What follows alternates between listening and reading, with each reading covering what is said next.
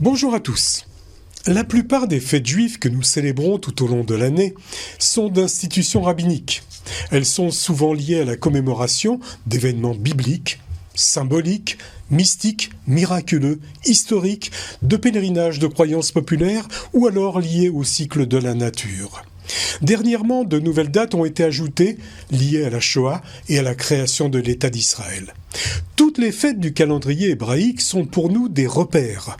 Elles rythment l'année en nous invitant au recueillement, à la pratique spirituelle et religieuse et sont célébrées à travers la prière, jeûne, rites, coutumes ou manifestations de joie. Et puisque je parle de joie, de gaieté, d'allégresse, j'en viens à Pourim. Pourim que nous célébrerons mercredi 16 et jeudi 17 mars prochain. Pourim qui commémore les événements relatés dans le livre d'Esther. Pour comprendre les événements qui se sont déroulés à Suse, en Perse au 5e siècle avant notre ère, j'ai fait appel à celui qui peut le mieux les relater, les interpréter, les analyser et bien sûr les expliquer. David Moyal, rabbin de la ville de Cannes, bonjour. Bonjour cher Alexandre et je profite de saluer tous nos amis auditrices, auditeurs, bien sûr de la région, de notre région et puis paraît-il aussi sur la région strasbourgeoise. Alors nous les saluons et nous leur disons que nous sommes très très fiers de faire partie un petit peu de leur famille. De leur famille, tout à fait. Le rabbin Moshe Levin explique avec Hanouka, Pourim est l'une des deux fêtes rabbiniques post-bibliques. Pourim, donc, représente deux schémas qui se reproduisent en permanence dans l'histoire. La volonté d'anéantir le peuple juif en tant que tel et les atteintes à l'identité juive. C'est un peu votre éclairage, David ? Oui, mais permettez-moi juste de revenir sur ce que vous avez dit, institution rabbinique, parce que pour que les gens puissent comprendre, Hanouka comme Pourim ne sont pas des Moadim, ne sont pas des fêtes chômées. Rappelez-vous qu'il y a des Yamim Tovim, des fêtes chômées, où on ne travaille pas, où il y a tous les interdits du Shabbat, à l'exception bien sûr de tout ce qui est alimentaire, tout ce qui est propre directement à l'alimentaire. Et bien sûr, on pourra aussi transporter d'un domaine à un autre domaine. Hanouka et Pourim sont deux fêtes qui ont été instituées par les sages et qui n'ont pas ce caractère, donc c'est très important de le signaler, qui n'ont pas ce caractère de Yom Tov, comme pourrait l'être Pessah, Shavuot, Sukkot, etc. Donc c'est vrai que ces deux fêtes-là, nos sages les ont instituées parce qu'elles ont touché le cœur même du peuple juif, parce qu'il s'agissait de l'identité, de la perte de l'identité. Rappelez-vous, à Hanouka, c'était pas par la force.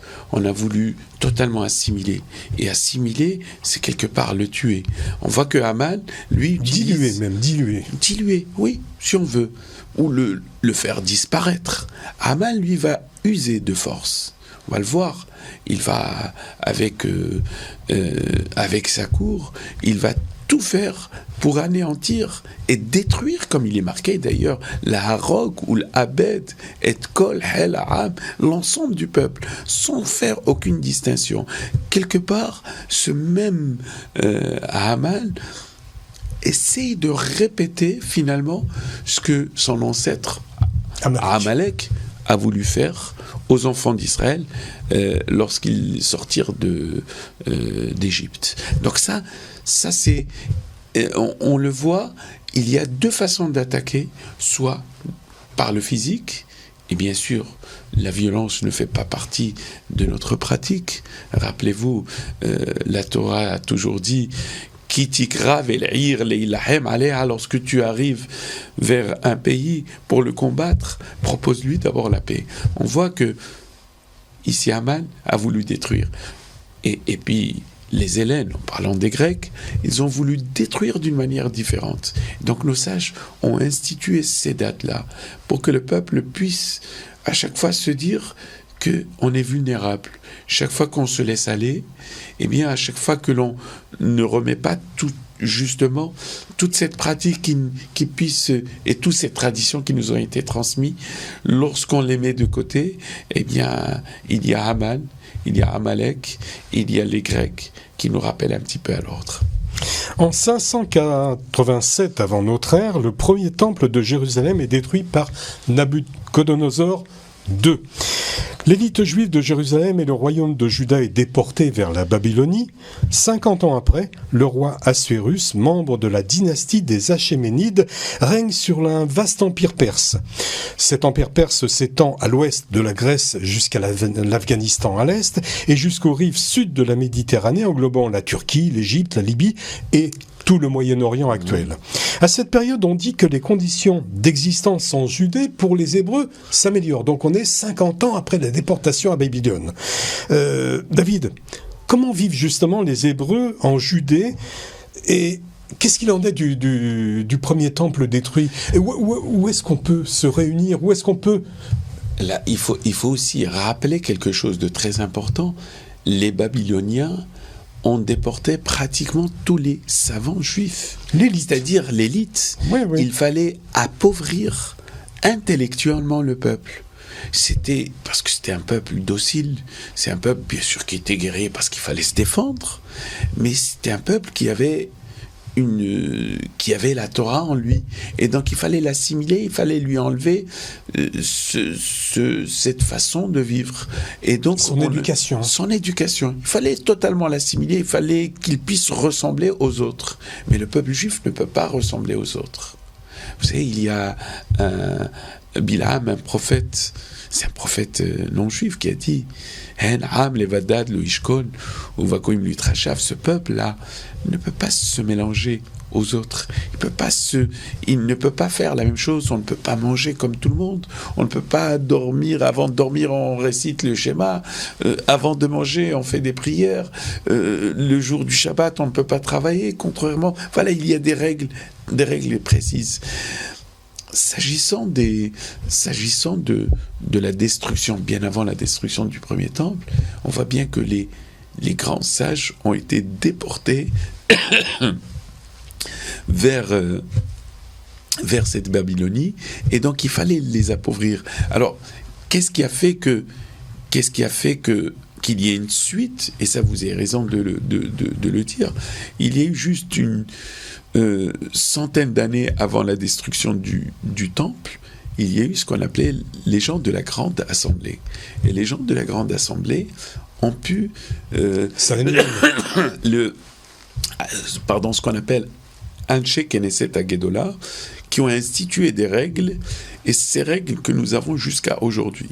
Parmi ces règles, par exemple, la prière, les différentes prières que nous connaissons aujourd'hui. Donc Anshe Knesset Agedola ont vu que le peuple allait être déporté, il allait être déporté, donc il fallait qu'il allait déporter, qu'il n'allait plus être sur sa terre, donc il fallait lui trouver, l'encadrer.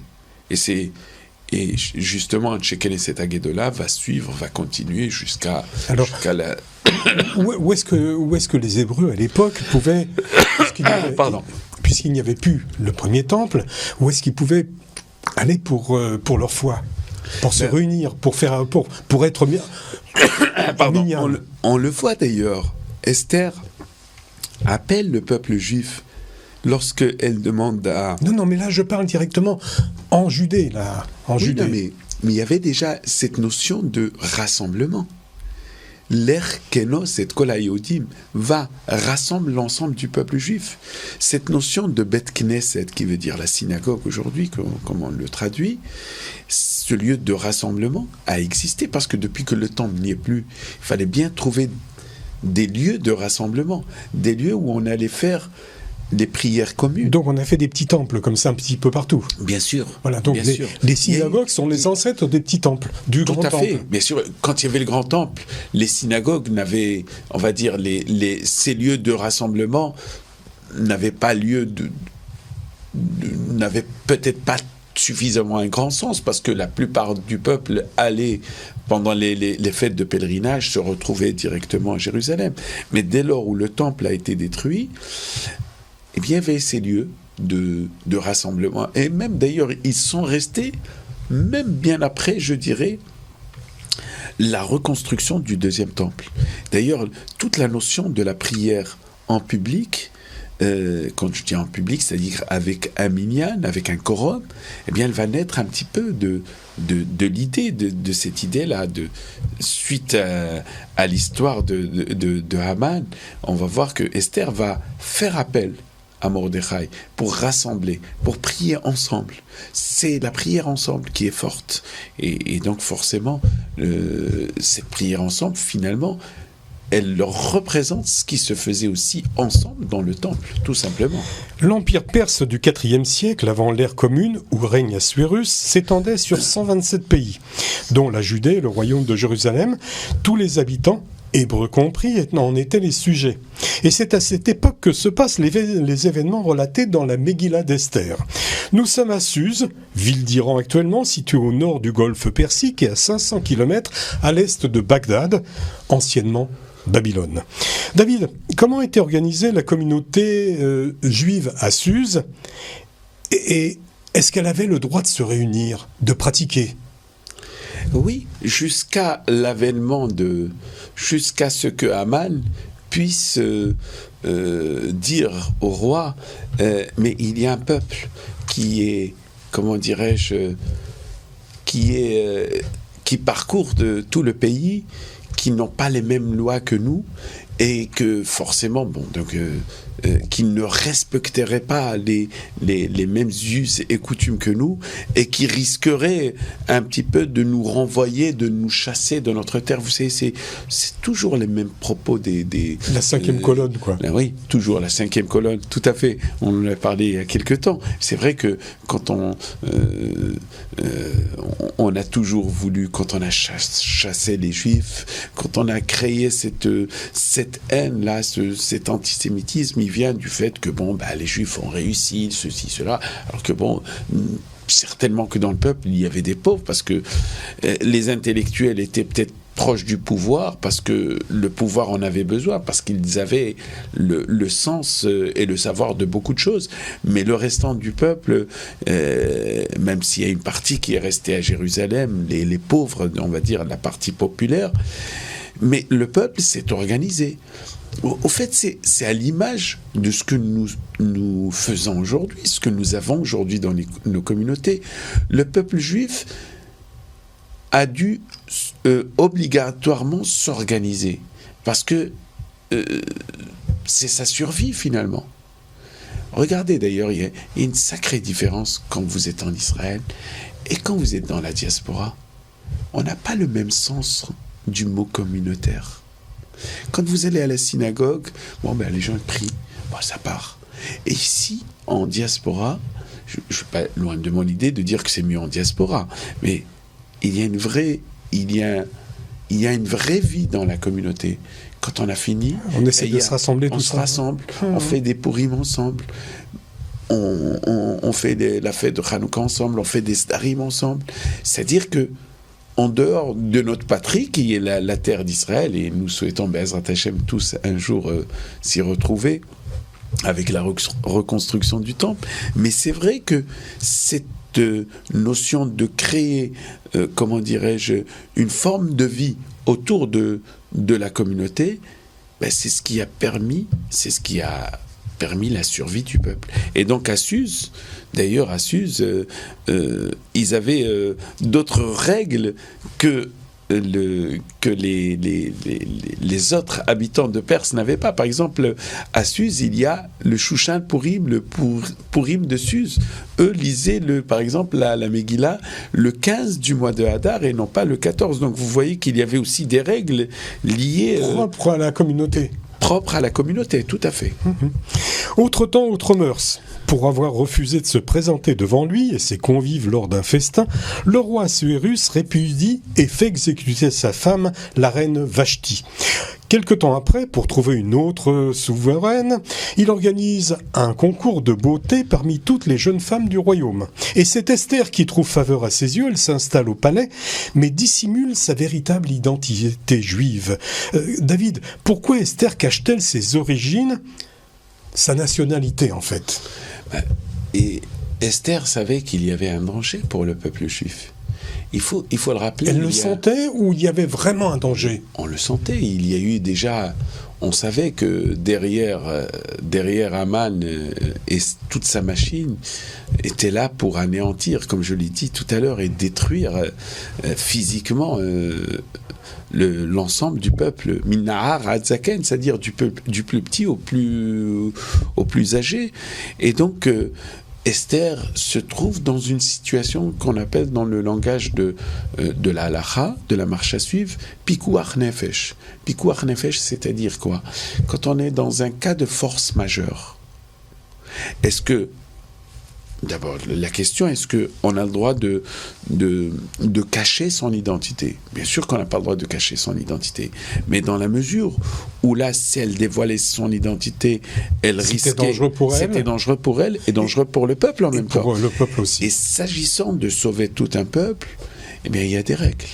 Il y a des règles que nos sages ont instituées, par exemple pour les malades. Quand il s'agit de sauver un malade...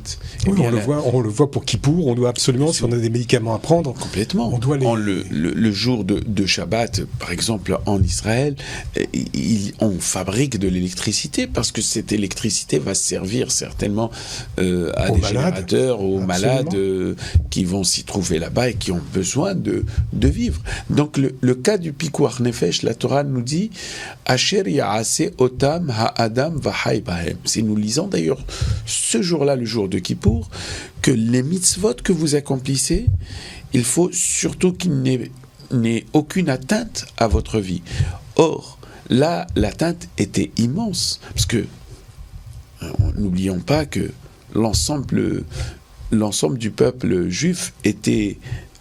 sa destruction était prévue à une date précise, et donc il fallait forcément, Esther a bien fait de cacher son identité, et qu'elle l'a dévoilée qu'au moment opportun pour aller prier pour enlever ce décret-là. Vous allez un petit peu vite, là, attendez, on y arrive bientôt. Bien sûr. Mardochée, qui eut vent d'un complot contre le roi, en informe Esther, qui le répète au roi, ce qui lui permettra d'occuper ensuite une fonction administrative. Au même moment, Haman, descendant du roi des Amalécites, ennemi héréditaire du peuple juif, est nommé grand vizir. Et parce que Mardochée, le représentant des Juifs de Suse et cousin d'Esther, refuse de se prosterner devant Haman parce qu'il porte sur la poitrine la représentation d'une idole, que celui-ci, vexé, prépare en secret le projet d'exterminer, d'anéantir tous les Juifs du royaume en un seul jour, et il convainc le roi de promulguer le décret. Et comme Haman doit être un petit peu joueur, c'est le 13e jour de Hadar qui est tiré au sort. J'ai mis le mot sort entre guillemets. Alors la traduction, c'est sort, destiné, hasard, c'est pou. C'est le mot pour. En perse, pour, tout à fait. En perse, pour.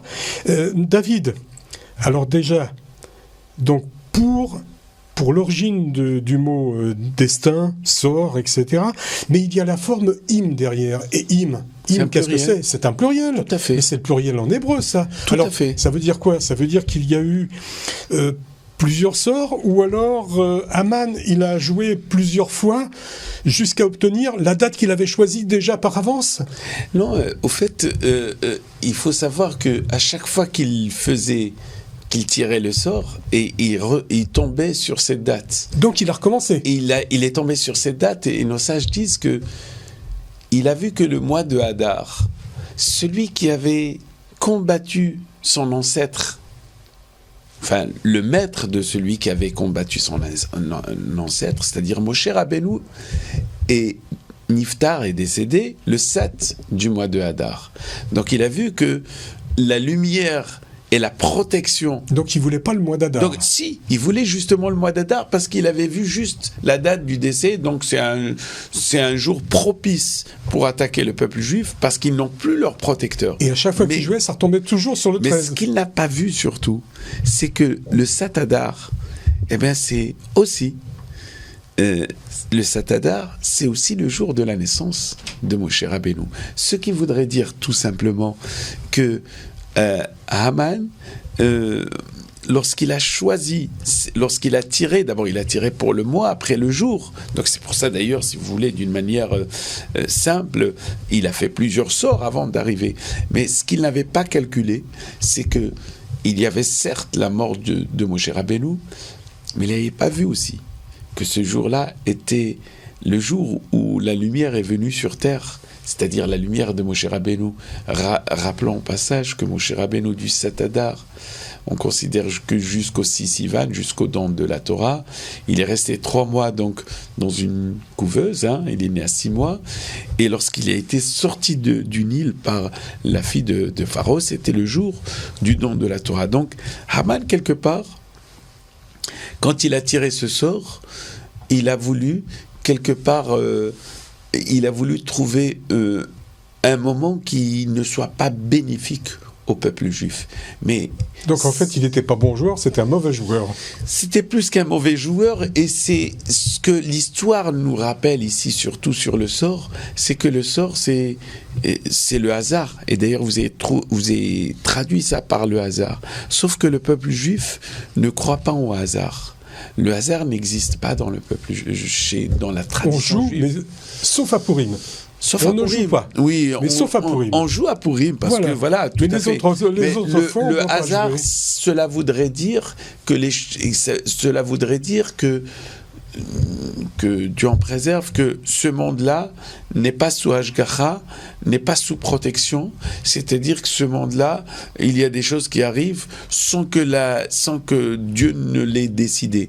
Il faut savoir que tout ce qui se passe dans ce monde, c'est Dieu qui le décide. Et ça, Haman ne l'avait pas compris. Il n'y a pas de hasard. La fin, nous la connaissons tous. Mardochée entraîne les Juifs à se repentir, à jeûner et à prier. Pendant ce temps, Esther invite le roi Haman à participer à un festin. Lors de ce banquet, qui devait être un petit peu alcoolisé, Esther révéla au roi son identité juive et ce qu'Haman voulait faire à son peuple. Et il semble que le roi tenait beaucoup à Esther. Puisqu'il fait pendre Haman et sa famille, Mardochée fut nommé Premier ministre à sa place et un nouveau décret fut promulgué, donnant aux Juifs le droit de se défendre contre leurs ennemis.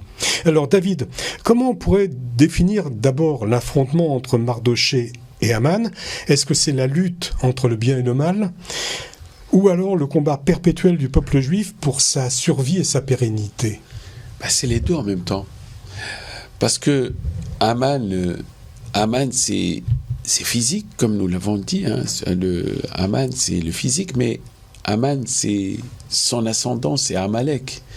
Amalek, rappelez-vous, c'est celui qui attaquait les Hébreux dans le désert. Mais il arrive à quel moment ? Il arrive il est arrivé dans la première étape où Haman est arrivé, elle s'appelle Rephidim.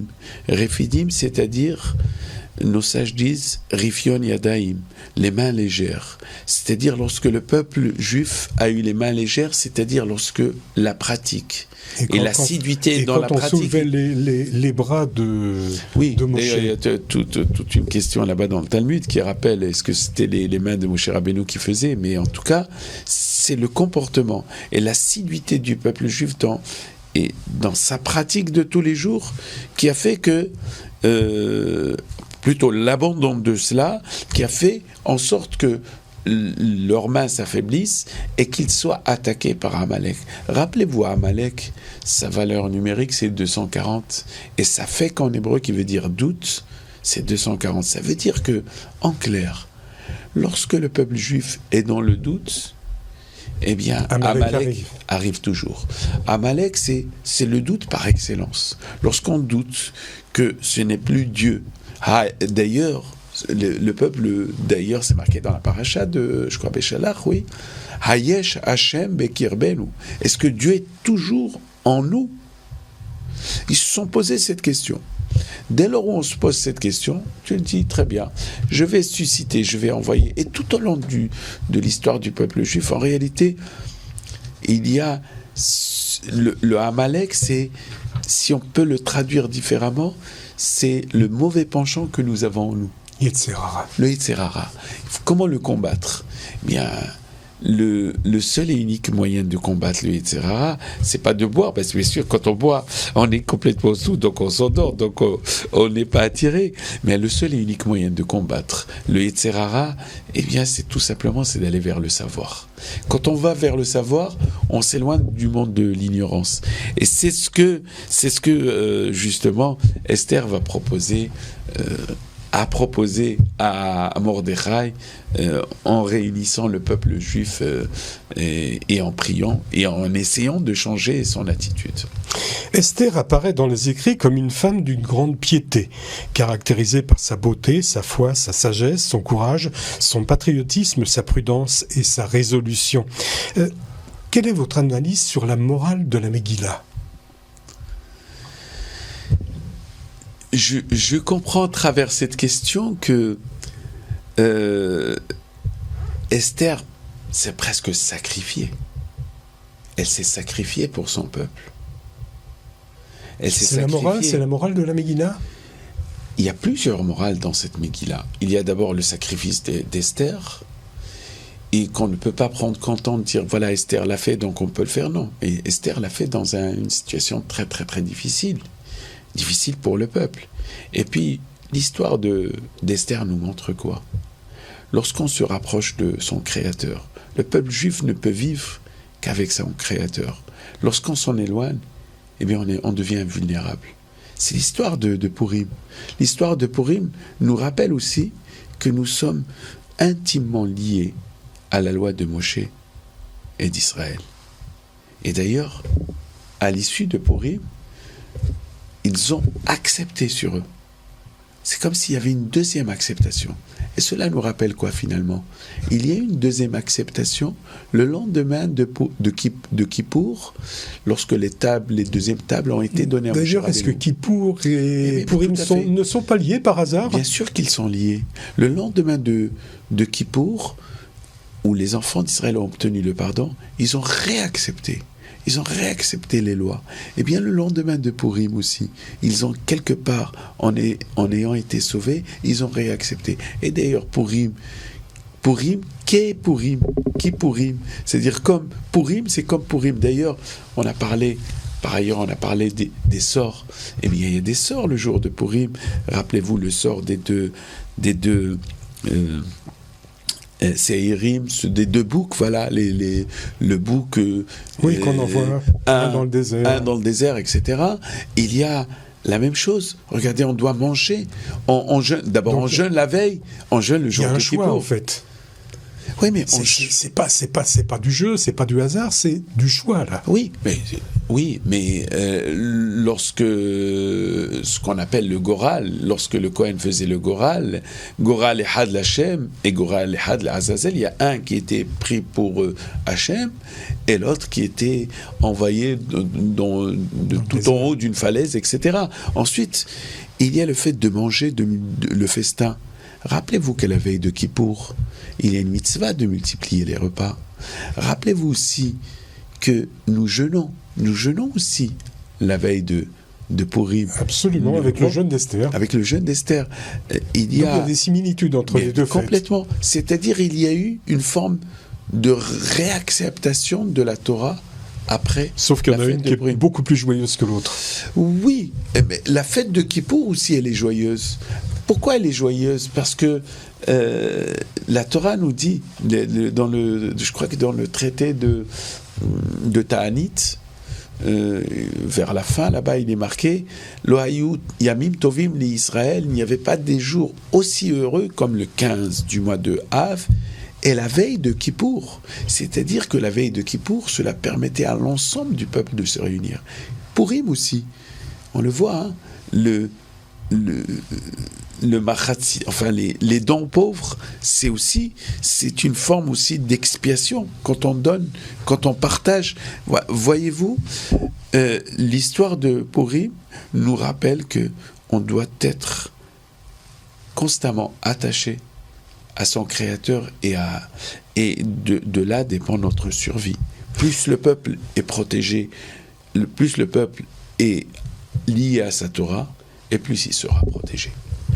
David, comme il n'y avait pas sur place ni service d'information, ni moyen d'archiver les récits, puisque celui-ci était rédigé bien plus tard, la Megillah a été rédigée en moins 70, 72, comme ça, et en plus, elle a été rédigée en grec, puisque c'est au moment où finalement les Grecs occupaient le royaume de Judée et bien sûr Jérusalem. Alors on remarque aussi dans la Megillah que le nom de l'Éternel ne figure pas dans la Megillah, et que sa lecture n'a été acceptée que bien plus tard, mais avec de sérieux débats entre rabbins. Pourquoi ça n'a pas été facile comme ça ? Mais regardez, Esther veut dire caché aussi. Esther, ça vient de la racine de Sator. Seter. Quand on dit Tzedaka ba Seter, c'est faire de la charité en cachette, c'est-à-dire d'une manière très sans se montrer. Et pourquoi l'Éternel n'est pas inscrit dans la Megillah ? L'Éternel n'est pas inscrit dans la Megillah à l'image de ce qu'Esther aussi s'est caché. Et puis, Dieu ne s'est pas montré Dieu se dévoilera, comme ça nos sages disent, qu'à la fin des temps, il y a peut-être, nos sages disent, à chaque fois qu'il y a le mot Hameler, cela voudrait dire que c'est bien sûr, le roi, c'est-à-dire avec l'article défini, cela fait référence à Dieu. Ve'hameler Yoshev, le roi est assis. On pense que c'est le roi Assyrus, mais lorsqu'il y a le mot Meler, Hameler tout seul, bien sûr, cela fait référence à Dieu. Mais il y a une deuxième raison, c'est que à la fin des temps, Venigla Hashem, lorsque Dieu se dévoilera, il faut être aussi, comment dirais-je, il faut être suffisamment prêt pour que Dieu puisse se dévoiler. Le jour où Dieu se dévoilera, c'est-à-dire qu'il y aura la concorde, la paix entre les peuples, lorsque le peuple d'Israël finira par comprendre que tout ce que Dieu lui a donné, c'est pour son bien, et que lorsque, comme nos sages disent, soit il y a le temps qui est imparti et que seul Dieu sait, et que Dieu va se dévoiler parce qu'il va voir que les enfants d'Israël vont être dans la souffrance. Barminan, je ne souhaite pas ce côté-là, mais c'est vrai qu'il peut aussi arriver par le fait que si les enfants d'Israël ont suffisamment de mérite, eh bien Dieu se dévoilera. On voit que l'histoire de Purim, Dieu ne s'est pas dévoilé totalement. Donc c'est pour ça qu'il est resté caché. On dit que la rédemption finale, là cette fois-ci Dieu se dévoilera et la plupart des nations connaîtront la grandeur de Dieu, et donc on connaîtra facilement le pourquoi des choses, pourquoi certaines choses se font de cette manière et pas cette manière-là. La composition du repas de Purim varie selon les traditions culinaires locales, mais il se compose en général de plats carnés et surtout, puisque le miracle a eu lieu grâce au vin, on doit boire jusqu'à ne plus pouvoir distinguer maudit soit Aman de béni soit Mardoché. Alors David, vous suivrez, je pense, ce précepte et vous nous donnerez en tant que rabbin, bien sûr, l'exemple jeudi soir. Ben écoutez, puisqu'on sera au centre communautaire pour le michté. Tout à fait. Donc vous allez vous saouler ? Alors honnêtement, j'aime bien voir les autres se saouler, mais pour les surveiller, non. Bien sûr qu'on va essayer de boire avec beaucoup de modération. À satiété, mais avec modération. À satiété, avec beaucoup de modération. Mais il faut aussi rappeler que le michté peut se faire aussi un petit peu, doit se faire surtout avant le coucher du soleil. Donc forcément, moi j'ai l'habitude de le faire aussi à midi quand on va rentrer. On fait aussi un michté, donc on pourra faire le michté. Et là, je pense que je vais voir un petit peu pour m'endormir un petit peu quelques heures l'après-midi. Est-ce qu'il faille le refaire une deuxième fois ? La journée de jeudi, il faut aussi être un petit peu, comment dirais-je, joyeux. Il faut être joyeux et puis en même temps être très lucide, parce que rappelez-vous qu'on a plusieurs lectures Absolument. de la Megillah, et qu'il faille absolument être pas dans un état d'ébriété, voilà, complètement. Alors que ce soit à Strasbourg, à Paris, Nice ou Cannes, mercredi 16 mars, du lever au coucher du soleil, ce sera donc le jeûne d'Esther. Pour écouter la Megillah sur Cannes, ce sera ce même mercredi après Mincha, c'est-à-dire vers 18h50. Jeudi, 4 lectures sont prévues. Après l'office du matin, donc de 7h, une autre fois après le second office de 8h30 à 12h, et le soir à 17h, juste avant le michté du centre communautaire. Quant à Strasbourg, lecture de la Megillah mercredi 19h15, jeudi 6h30, ceci au centre Rambam, toujours au centre Rambam à 7h, office des jeunes, 8h15 et 11h, c'est la Megillah aussi qui sera lue, et toujours au centre Rambam. Pour rappel, David, citons quand même les pratiques de Purim. Complètement. Écoutez la lecture de la Megillah, le livre d'Esther. Le soir et le matin, il faut l'écouter 2 fois.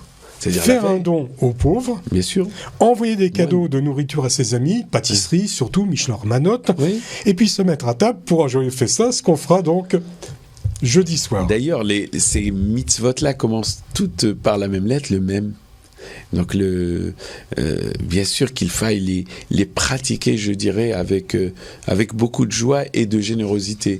Bien sûr, il y a ce que la halakha va exiger, le minimum soit-il, mais grâce à Dieu, je sais que dans nos communautés, et je sais qu'il y a une générosité particulière. Et d'ailleurs, je voudrais aussi dire que ce qui est collecté à Purim nous sert à aider nos frères et sœurs qui sont dans le besoin pendant la période de Pessah.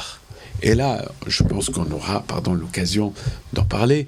Il y a quelque chose de très très grand comme l'année dernière, une très grande distribution qui est en train de se préparer. Et bien sûr, tout le monde peut participer, mais je le dis d'avance, ce qui va être récolté à Purim, en très très grande partie, servira déjà à financer les comment dirais-je, toute cette partie alimentaire qui va être distribuée au Pessah, bien sûr, aux personnes nécessiteuses. Tout à fait. Mon invité en ce vendredi matin, David Moyal, le rabbin de la ville de Cannes, le thème de notre entretien, Purim. Merci David pour toutes ces explications et surtout pour votre enseignement. Je vous en prie, Shabbat Shalom, et puis de joyeuses fêtes de Purim à tous nos amis cannois, et puis strasbourgeois aussi, que nous saluons et à qui nous souhaitons, Be'ezrat Hashem, de vivre aussi pleinement cette fête-là dans la joie, le bonheur et la santé. J'espère aussi, surtout que cette année, parce que ça fait presque 2 ans, avec le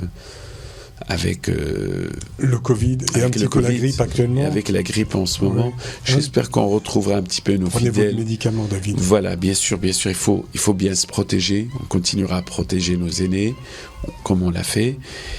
Mais je pense que la joie de Purim, parce que, rappelez-vous, il y a 2 ans, c'était pendant Purim, où la communauté a été terriblement frappée. Donc on aura aussi une pensée pour ceux qui nous ont quittés malheureusement pendant ces périodes-là. La vie, elle doit continuer. La vie communautaire doit continuer, la vie juive doit continuer. C'est pour ça que nous vous souhaitons, Be'ezrat Hashem, d'être toujours dans la joie, la santé, beaucoup de santé. Voilà. Shabbat Shalom. Shabbat Shalom.